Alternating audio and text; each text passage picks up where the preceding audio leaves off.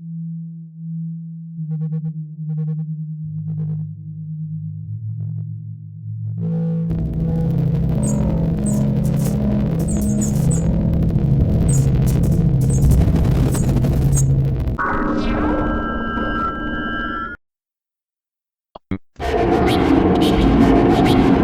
the use of a singing bowl as a focal harmonizer, providing nuanced training for meditative and trance states by inducing and sustaining by progressive intervals the necessarily concurrent psychic and hylic harmony needed for such things.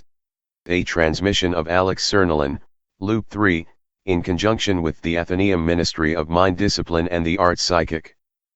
Notes from the author: this document explores the use of singing bowls as a practical tool to enhance meditative capacity through practical and nuanced training.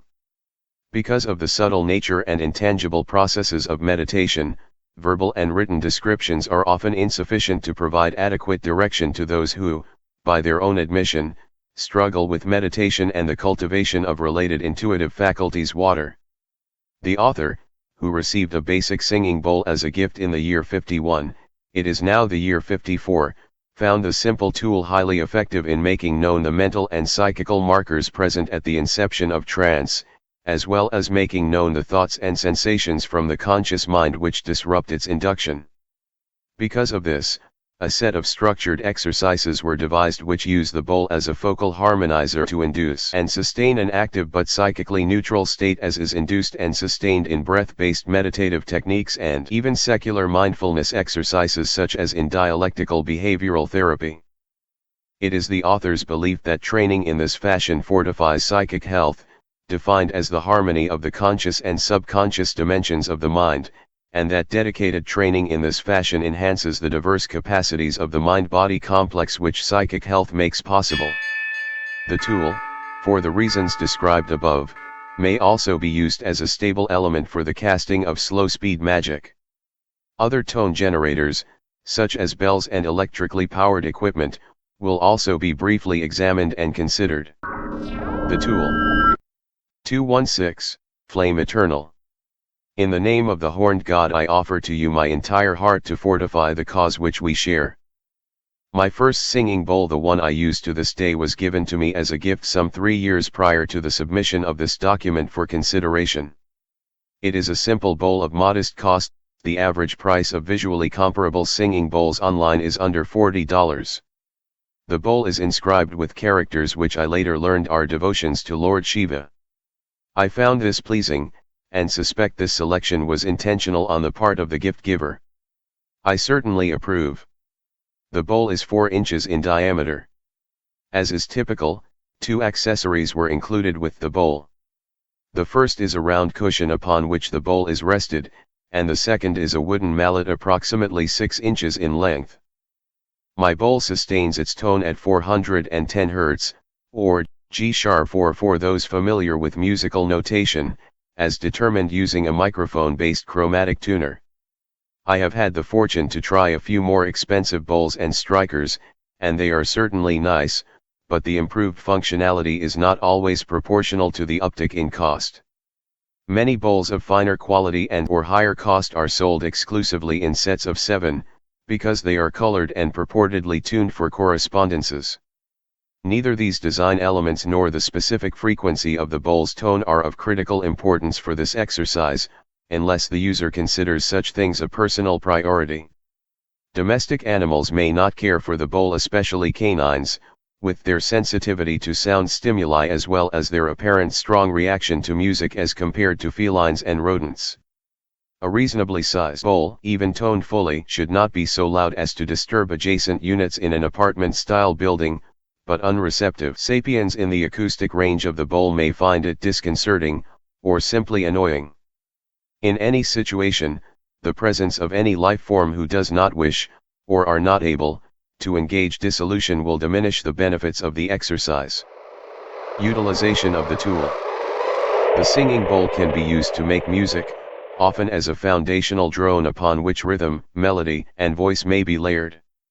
It should be self-evident that music made in this fashion will be substantially different than music which is based on the changing of chords, even if differently pitched bowls are used for differentiated movements within the composition. In theory, the tone may be recorded and used as a sample for digital manipulation, but the bowl has proven difficult to record using conventional means. This is a well-documented obstacle in recording metal bells of all sizes, or rendering digital sounds of a similar sonic quality. Many use singing bowls, especially the sets, for a form of energy work which is Ayurvedic in nature. By way of the ray energy to which the bowl's correspondences thread, adjustments are made to the constitution bodies of the party to whom the treatment is administered. The procedure is a form of mid-speed magic, generating and raising charge, the subtle properties of the vibration, within a field, the targeted acoustic and dimensional space, and may be self-administered or performed by a third party, often for a fee. These practices are dressed in medicalized language, which obscures the evident use of correspondence-based magical commands. I am not aware of any cultural groups, or advocates thereof, who have identified the use of these tools as disrespectful or culturally appropriative. Thereby, there is no reason known at this time that suggests the bowls may not be utilized for novel purposes outside of the cultures which abide Ayurveda, with the exception of any party who is discouraged or prohibited from such practices by virtue of either a declared and self-identified ideology or a specific subcultural affiliation. The exercise is suitable across varied philosophical and mental aesthetic configurations, and the exercise need not be seen as spiritual in aim or focus. The primary goal of the exercise is to make evident the manner in which the trance or meditative state is induced and the subtle environmental and psychological factors which disrupt the sustenance thereof. The benefits of attaining the tool and performing the exercise in accord with its method which follows are directly proportional to the value that one may derive from training the faculty of mind discipline, as it has here been described. The exercise 1. The bowl is most easily managed when set neatly in the center of its designated pillow and placed upon a level surface. It is useful to steady the pillow with one hand, as the action of sustaining the drone can cause the pillow or the bowl to shift. Do not grip or squeeze the pillow, and ensure that the flesh of the steadying hand does not make contact with the bowl itself. The metal bell is vibrating, and contact, except with the mallet, will dampen this. It is possible to set the bell directly in the palm or balance it upon the fingertips of one hand, but if this is done incorrectly it may substantially dampen sustain. Recall that this is a tool of the yogic disciplines, which require full commitment to body posture and alignment as with all martial and spiritual arts of substance. This is the foundation of psychic training. 2. The mallet is taken in one hand, typically the dominant hand. There is no fixed way to hold the mallet. Many users find a wrist and finger posture similar to that used for writing utensils acceptable. The mallet may also be held vertically, if this is more comfortable. 3. The bowl is chimed by striking along the outer rim, as a bell is struck. The chime best suited for sustaining is a clear and unbroken vibration, and striking so as to produce such a tone may require practice. When a suitable chime is identified, one may begin stirring the mallet in a smooth, even circle around the rim of the bowl. The precise timing between chiming and stirring may also require practice. It is not advised to begin stirring at the same spot where the bowl was struck, because contact between the mallet and the immediate source of the chime may dampen or extinguish the chime. An evenly paced and steady harmony betwixt the wood and metal will sustain for as long as one can continue stirring. In this context, a sustained chime is referred to as a drone. Notes regarding the exercise: one should not expect the mechanism of the exercise to come automatically, or even quickly. This is the same phenomenon which accounts for the dissatisfaction that many report following difficulties with breath-based meditation. Even chiming the bowl to its fullest will require experimentation. Sustaining a drone will require even more. If one falsely prioritizes learning the instrument quickly or allows feelings of distress to follow instances of suboptimal results, the ensuing frustration will continuously inhibit the mind and also likely tense the body in subtle ways. All of this is counterproductive. The mechanical yet sensitive nature of sustaining a drone will likely require full mental and physical attention. One may find that in the same way that slight physical interference will dampen or extinguish the drone, So too will inappropriate or errant trains of thought disrupt the vibration. One does not need to fully engage the errant thought for the disruption to be heard in the drone, but returning mental attention to the exercise is often enough to steady the sound with no need for conscious physical adjustments. The same is true of physical adjustments, which can be identified and corrected without disrupting the psychic steadiness of the meditative state. Those who become comfortable with the bowl may expand the exercise by modifying elements thereof. Most users stir with their dominant hand, and in turn tend to stir in the same direction uniformly. These automatic preferences will become increasingly known to the conscious mind by means of the exercise, and to endeavor against these reflexive habits will provide further opportunity for psychic cultivation. This may involve nothing more than stirring in the opposite direction, or the incorporation of active breath work into the exercise. Experimentation is encouraged within the exercise, just as it is in novel applications. Some modifiers such as the common practice of partially filling the bowl with water, ash, or other organic materials will necessitate subtle adjustments to the mechanics of chiming and stirring. Not all experimental elements may prove possible or productive, but those that do will consistently yield substantial benefit. The method 216 Flame Eternal. I am called Alex Cernylon, and I am the one who has written this guide. I have included a structured system of exercises using the singing bowl, to indicate clearly the use of this device for psychic cultivation. If you are not familiar with my work, this word psychic is applied in a consistent and uniform manner to refer to all functions, processes and activities of the mind. This includes thoughts and emotions, and, to a certain extent, the mechanical functions of the brain and the organs involved in neurotransmission which modulates the mind. It is not necessary to differentiate the intention or latency of these phenomena or their expressions, because this dichotomy is of a subjective and qualitative nature. The root term psi may be used to refer to displacement, exchange, or transmutation of psychic activity in situations where the discussion of such necessitates language which must appear to localize or quantify dynamic psychic exchange. This same language may be used to describe internal psychological processes or the varied modes and levels of interpersonal communication. It is technically incorrect, but does not impose the same risk of fundamental misattribution upon these discussions as is nearly inevitable in reference to matters with substantial transpersonal, religious or spiritual elements.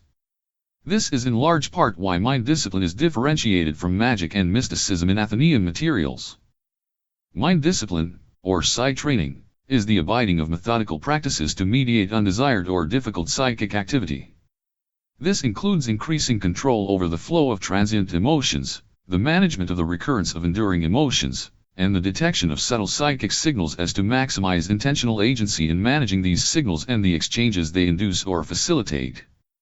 The faculties to be refined and work towards this goal includes elements of the intellect, insofar as this aspect of the ego and its relative harmony with the memory and expressed personality authentically facilitates the goals of mind discipline. However, this primarily involves decompartmentalizing the mind as a whole where the subconscious is known, the superego is not seen as external or transpersonal, and the individual expresses an authentic and full agency without undue abnegation of the ego. By nature of this holistic integration, nothing may be suppressed or denied, but must also not be allowed or enabled to express in adverse or inappropriate fashion. This matter of mind discipline has very little to do with happiness or supposed actualization, i.e. aggrandizement, of egoic desires. The goal is a relative stillness of mind which makes known the true will and maximally facilitates the expression thereof.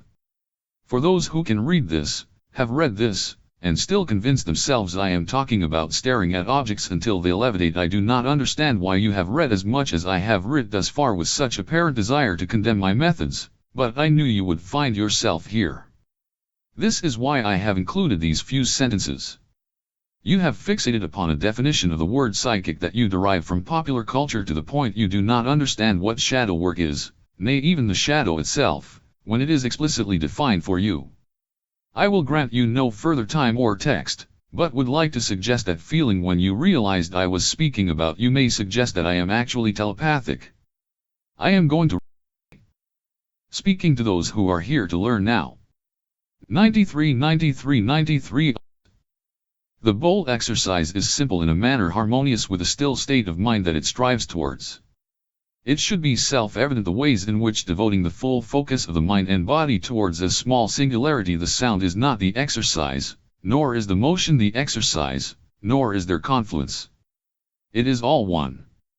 There is no more direct way to explain the natural manner in which the exercise will enhance the faculties of intuition, make known and increasingly controllable the subtlest gestures of nonverbal communication, or at long last afford the indescribable time delay between the self-defeating impulses which inhibit innumerable activities of the psi, which are of a cleanliness and purity vastly superior to our baseline stream of consciousness. It is not a sullen or saddening thing to acknowledge that the stuff of our thoughts, our desires, our emotions, all of us, does not nourish us, or even serve us to its greatest capacity. Why not still this errant and uncomfortable electricity, and why complicate the doing? Well, now, I think I can actually talk about the bowl like I said I would. We've already established that it may take practice, and I can't figure out another way to remind you to resist discouragement. In some situations, this may mean walking away and resolving to try the bowl again tomorrow. It does not matter if tomorrow actually means the next day. The work is not done as the arts, and many of us already devalue and pressure our art so excessively that much of it is never manifested. Same with magic, with music, with painting and drawing and sculpting and rowing and every last thing that one could ever do. I'm not where I want to be yet, but the fact anyone might be reading this shows me I have not lost the path.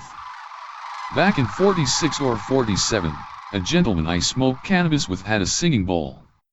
I didn't know what the word was for it, but had seen them before.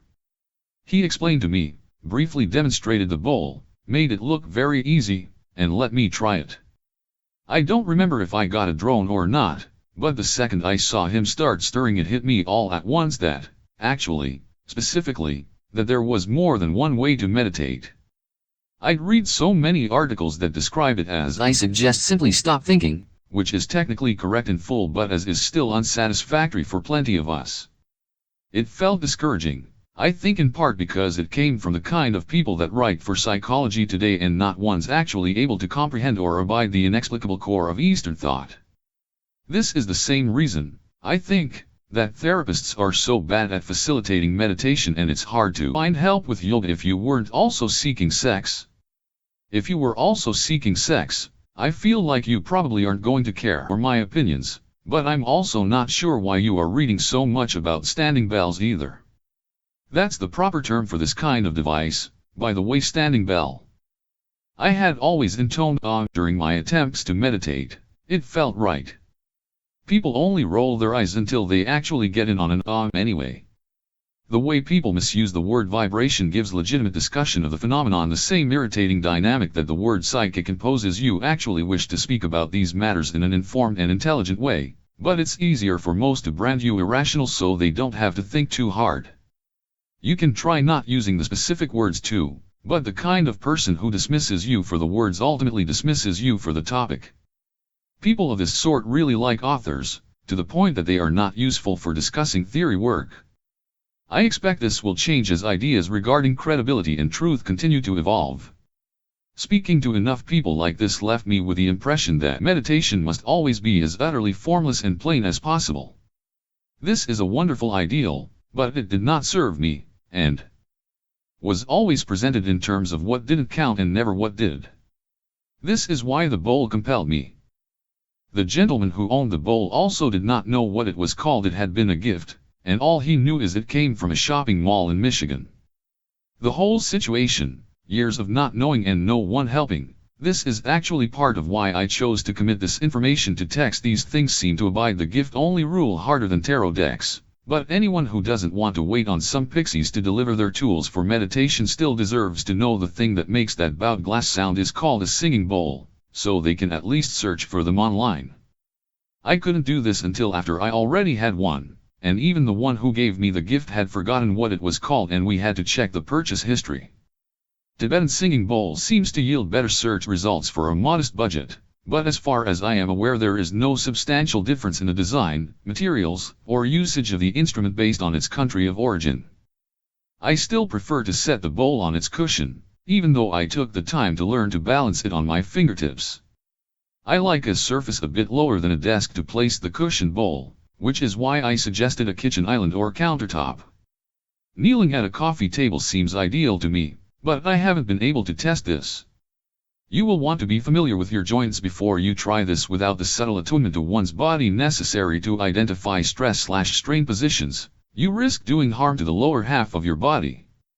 The same way some people tense their body and squint when they drive, or try to use one push of force to complete a task which would have been better done in segments. This entire exercise can be done in an incorrect posture that does as much harm to the body as it does to the mind.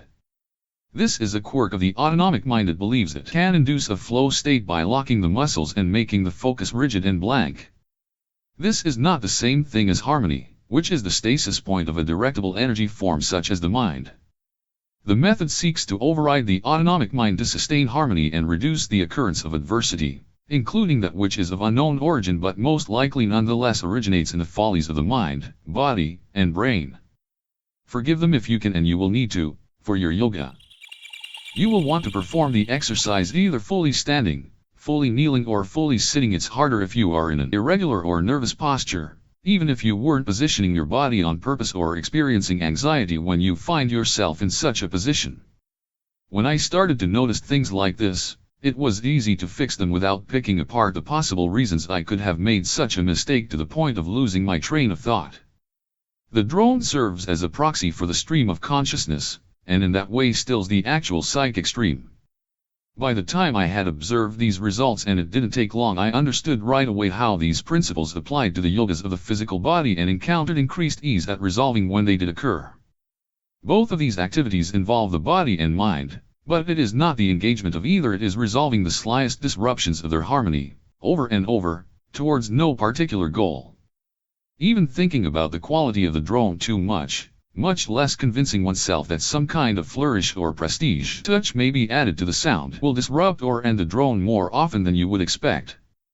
One should aim to use the bowl as often as one designates a portion of time for activities of mental and/or physical coordination/stimulation. This means one session with a bowl a day. There is no problem with missing training intervals or skipping them, but this process is continuous in scope and holistic in application. Even a few tries playing with a bowl is better than having never experienced the instrument at all. I again fear that much of this originates in underdeveloped cultural notions, which are unintentional but frame things such as meditation and ceremonial art in an inappropriate context. The same pressure exists around hobbyism and even physical exercise. Our own psychic pressure will not help us to alleviate its own symptoms, nor will the psychic pressures of any other.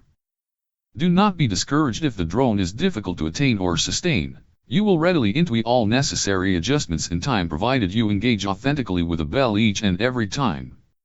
Do not ever allow yourself to play along enough to become discouraged, because this will reinforce ideas of incompetence or inferiority which will not serve you.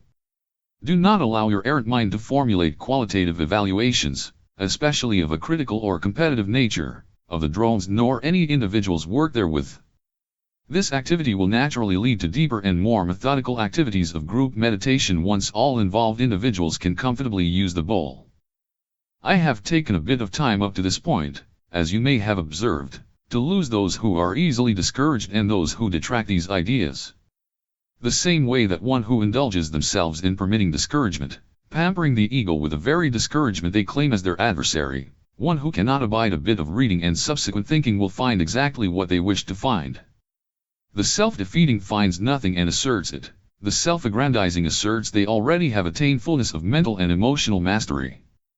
This is commonly done with matters of physical health as well, and in discussions where the emotional and intellectual mind are compartmentalized, such as is common in psychotherapy. Both protect their pitiable egos and dampen further their fractured wills. Both types may transmit unnecessary outbound assertions of their neurosis at approximately equal ratios in their appropriate expressions. The only difference is that the self-defeating will usually admit they actually have tried these things.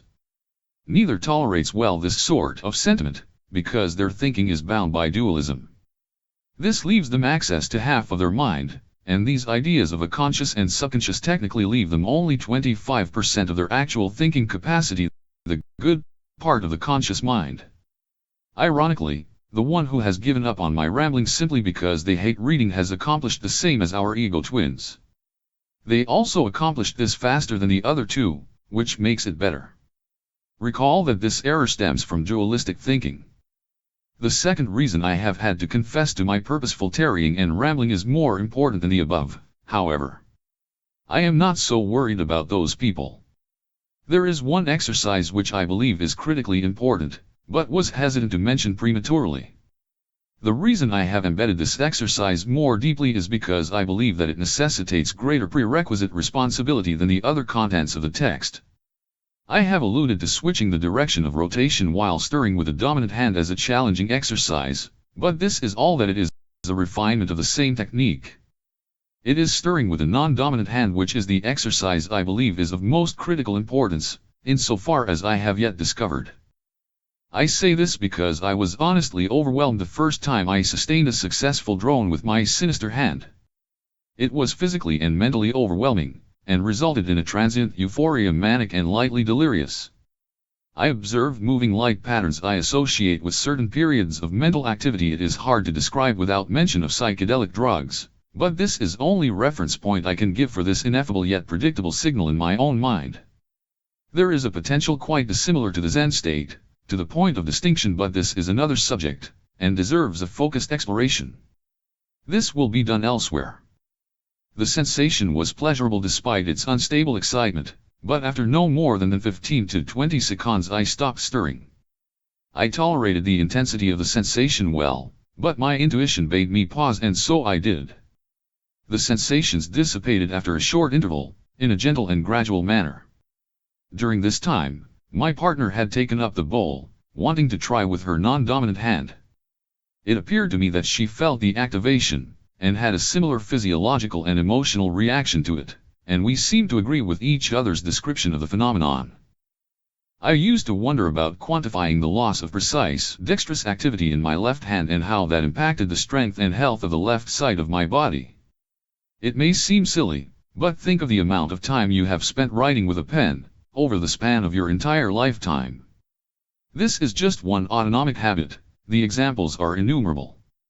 I believe the heart is on this side of the body for most folk, so this may be important, at least for right-handed individuals. The exercise of stirring with a non-dominant hand, it is as if I can physically feel my blood flowing more freely as the weak muscles of my sinister arm begin to work in a way completely foreign to them. It is overwhelming, a stimulating mixture of muscle strain and endorphins previously unfamiliar, and strikes me as potentially dangerous if done for too long, or too often. Despite this specific exercise strikes me as necessary both in the context of psi training and spiritual development. The sensation is not addictive per se, but the sustaining of focus while performing exercises where such sensations and reactions may occur is critical, and as such the sensation should not be initiated for pleasure or excitation, at least until considerable training has been done with the sinister side of the body. This should of course be combined with physical training.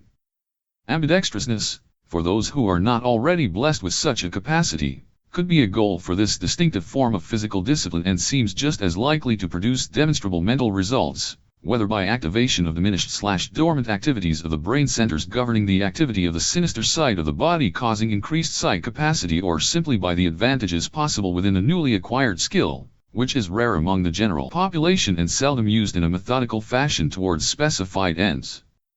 The ends need be no more fanciful than one's physical health, but I have found far more than this.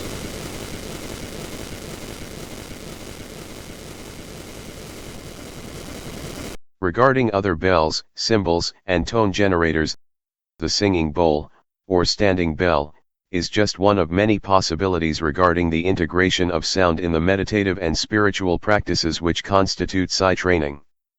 Performance of any musical instrument necessarily involves the execution of thoroughly premeditated intentions by way of spatially fixed mechanical actions. The full direction of mind that this requires can build upon, such as to play complex melodies or even to compose them, is a clear indicator of the successful induction of flow for the individual who finds immersion therein to be natural. This steady and flowing quality is the difference between psi and the mundane thoughts of the mind and activities of the brain. It is movable psychic force, clear of interference from unintended signals. For individuals who find a natural and comfortable induction of flow in some activity, this is the best avenue for them to explore. Activity which does not directly or immediately induce pleasurable sensation or experience is preferable for the induction of flow. These are the fundamental reasons that the incorporation of pharmakia and tantric sexuality are ill-advised into spiritual practices before a firm baseline of psychic stability is established. The activity need not be unpleasant or devoid of satisfaction, but the relative simplicity of the mind state one seeks to induce does not suggest that increasingly complex or reward/reinforcing activities are preferable or superior. This means that any musical instrument, or analogous activity, will work as well as any other, but that the problem may lie in the difference between music and sound. We have not even considered the use of lyrics or recitations in harmony with these psi training activities. This is why a singular tone or drone is preferred. A concept previously alluded to the author's consistent detection of a certain ineffable rhythmic quality in droning sounds, and reports of similar or the same suggests that some similar psychic benefit to the vibration of the bell is attainable from different sources including digital and synthesized sounds. The sonic qualities of the sounds used for focal harmonization, insofar as psi training is concerned, are less important than is their agreeability to the psychic participating. I have employed a device. It is called a roll test oscillator MO2020 SE, which generates a uniform tone from a dialed-in frequency to produce a drone without the mechanical action of the singing bowl. It has some utility for the purposes of meditation, though it requires at least some degree of post-signal treatment as for the sound to be harmonious even for the apparent unorthodox sonic texture that the treated signal produces. This device, and similar, may be harmonized with the bowl by fine control of the frequency dial, the idea being to match the oscillator's tone to the root frequency produced by the bowl. Do not expect the two sounds to merge as in acoustic harmony or pitch-tuned digital synthesis. The slight dissonance between the movement of the bowl and steadiness of the sine wave will make evident the most subtle inconsistencies of the pitch of the drone. Two steady but slightly detuned signals, wavering about their harmonic center, will produce a rhythmic pulsing between points of near harmony. This is called a binaural tone. These are used for various purposes, but the veracity of their purported specific effects is difficult to measure with a substantial degree of intellectual, much less scientific, rigor. It is too subjective, perhaps too intuitive, and some reading may have been introduced to binaural frequencies in the form of a transparent and obvious placebo manipulation digital download program which purported to induce the euphoria of various sensations ranging from sexual orgasm to emotional excitement to the effects of a variety of drugs. The issues of measuring such things should be self-evident, least of which is the consistently manipulative and profit-oriented packaging that binaural audio is nearly always presented. It has been whispered by those who seek that there may be alternative methodology by which one may experience sex, or even the most illicit of drugs, but none of these things are yet confirmed. There are, of course, many other musical instruments which are specifically intended for droning. This purposing becomes steadily less dedicated as one moves west across Eurasia, but is retained in use as far as cultures which use bagpipes, in fairly undisturbed purity. Technically, fixture organs also belong in this category, and digital imitations of their tone are still pleasant for these purposes but are impractical for most to purpose, requiring dedicated architectural fixturing and no pretense of relocation or future construction in the vicinity. The harmonium and accordion are the most pure forms of drone instruments which have the preferred physical component for psi training, though keyed and fretted instruments are not ideal for these purposes. The tanpura, sometimes tanbara, given that the word originates as an oral approximation of a word formulated in a non-Roman character set, is a stringed instrument explicitly for droning, and like many Indian instruments requires precise tuning which is rigidly set for the purposes of securing the intended acoustic harmony as compared to Western European string instruments, and the spectrum of lute-style instruments between the Hellenic, Turkic, and Arabic realms. Tanpuras are used to maintain a field of drone by continuous sequential plucking of strings, and are used as a foundational layer for music over which voice is most often the primary component.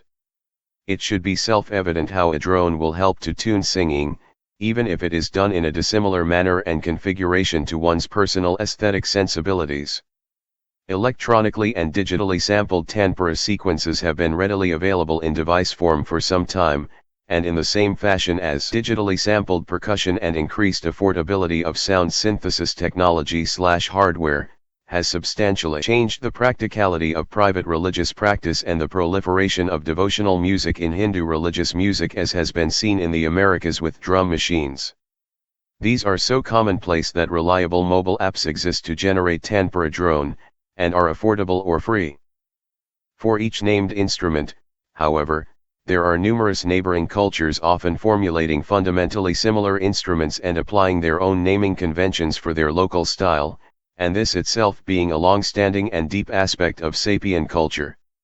The sitar, which is well known for its insertion into popular music by the UK Music Ministry in the 1960s, has variant forms such as the veena, which are usually superior for the purposes of drone, but there are no less than 3 other variants I am aware of which may not be worth exploring individually. It would make no more sense to discuss the use of a cello from a string bass for these purposes. They are the same instrument, but in a different size class and intoned in different postures. There is no correct instrument for the purposes of psi training, but there are as many differing degrees of effectiveness as there are differing goals and applications for the psi which follow endeavors of this sort. To summarize, synths are fine, digital is fine, even apps and even the expensive and eccentric imported instruments are fine, but get the singing bowl and keep still your mind. It will be a lifelong process, but I have not tired in what fast approaches the 12th year of my work. Do what thou wilt shall be the whole of the law, love is the law. This material was compounded and distributed in conjunction with the Athenaeum, an institution working in conjunction with the Luminous Order Loop 3. It may be freely distributed provided its contents are not augmented or truncated in such situations where either this message or the star of the Athenaeum aren't disturbed. Contact may be made at luminousorder3@gmail.com. luminousorder3@gmail.com. We continuously strive for academic rigor in discussing the nature of the subtle forces, and what they may do.